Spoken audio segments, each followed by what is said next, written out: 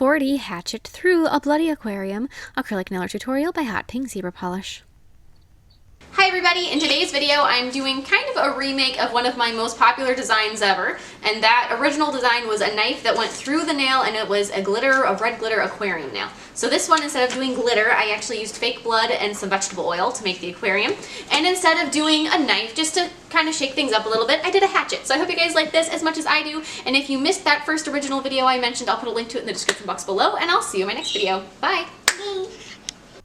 So I'm going to begin by sizing a smaller nail tip over the one that I'm planning on using, and then I'm going to glue the smaller one on top of the larger one, just with some nail glue. Just glue it right on top. That will create a little cavity in between them for you to create your aquarium.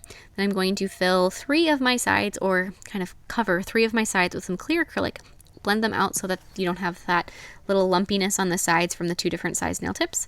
So just smooth that out. This is also going to be sealing up any holes that there might be on the sides, because you don't want any holes in your aquarium because then it will leak, and a leaky nail is no good at all. So just fill those in. Fill in the bottom too. Take a fairly stiff bead of acrylic to do that so you can nicely tap it out and it's not just going to morph. Same thing, use a fairly stiff bead of acrylic and cover about 40% of the top on the left and the right. So you want to leave just a small gap between for a needle to fit through so you can fill your aquarium. Now I'm going to be filling said aquarium with some fake blood and some oil.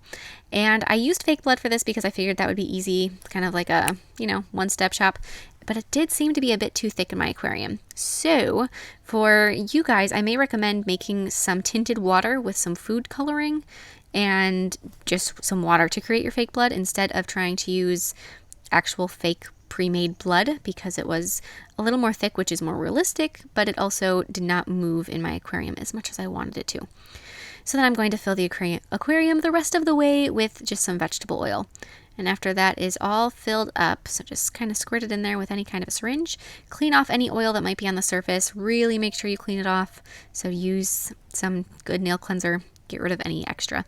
And then cap your little hole with some more clear acrylic. And then if you want, I would also recommend kind of encasing that entire nail with some clear acrylic so that there isn't an exposed nail tip on the top, that it does have a little bit more strength on it. Now I'm going to be filing it into shape with my e-file very, very carefully. This is a process that you want to maybe turn your e-file down a little so it doesn't all of a sudden dig a hole in your very fragile nail. So just carefully file it, then apply a layer of gel sealer, make it nice and shiny. After that, I'm going to cure it, and after it is cured, we're going to start creating our little axe. So on a nail form backing, I'm going to be sculpting, or hatchet, whatever you want to call it, be sculpting the handle with some brown acrylic. I want to have a little bit of a curve on it, and then I want to be thinner on one end and thicker on the other, so it kind of tapers. It's a very long skinny triangle, essentially. Go like that. Keep pushing it in from side to side until you're happy with the shape. You have quite a bit of time working on top of the nail form backing before it gets too hard to work on top of, so you can take your time. And then I'm going to be taking some silver acrylic and making the blade. So on the one end of it, it's going to come to a nice, sharp, very evil looking point. That's where I'm starting with. And then on the other side, it flares out a little. So it's more of a trapezoid on this side. So create that nice little flared blade on that side. And then you're going to want to connect side 1 to side 2 over the top of the handle with your silver acrylic, which I will do in just a second. But I'm going to first take a floss pick and I'm going to cut my blade so that it's in two pieces, so that I can glue one on top of the nail and one underneath the nail so it looks like it goes through it. Cover the top of your little blade or the handle, and then glue the larger piece of your hatchet, so the one that's got the handle and the most of it, on top of the nail. So just glue that so it's straight up and down, very perpendicular, and then flip the nail over and glue your other little blade piece to the underside. Just take some more nail glue. Nail glue is so much fun that you just have to use it as much as you can. And then I like to use a tweezers for any smaller pieces and hold that in place. Check to make sure if it looks like it's in the right spot. Mine was not. It didn't line up, so I decided to move it. And after it looks like it lines up pretty well from one right through to the other, as you can see through the clear nail to it, which is just so cool.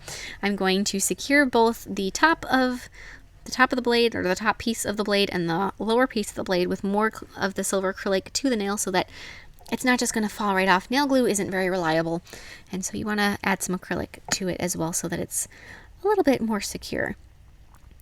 some more silver underneath.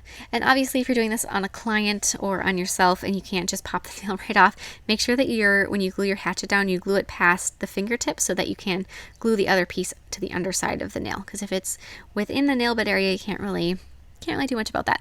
So then I'm going to take and I'm going to add another layer of brown acrylic to the back side of my hatchet so that the handle isn't flat on one side, because at this point it's very flat on the side that was down on the nail form backing. So just round that out, and then a second layer of silver acrylic over the other side of the blade so that it goes over the top, just like so it's symmetrical on one side to the other. Now taking some diluted black paint, I'm going to be adding a couple little outlines, really not very much, and then a little shadow on my blade. Doesn't take too much, you just want to give it a bit more dimension with that. Little outlines like so, and then I'm going to be applying some matte top coat over the handle and then some 3D glaze on top of the blade. And that is it. I absolutely love this design. I do wish that my blood was a little more fluid in there, but it's too thick. So like I said, maybe using some tinted water would be a good way to go. If you guys decide to do a recreation, I'd love to see them, and I will see you in my next video. Bye!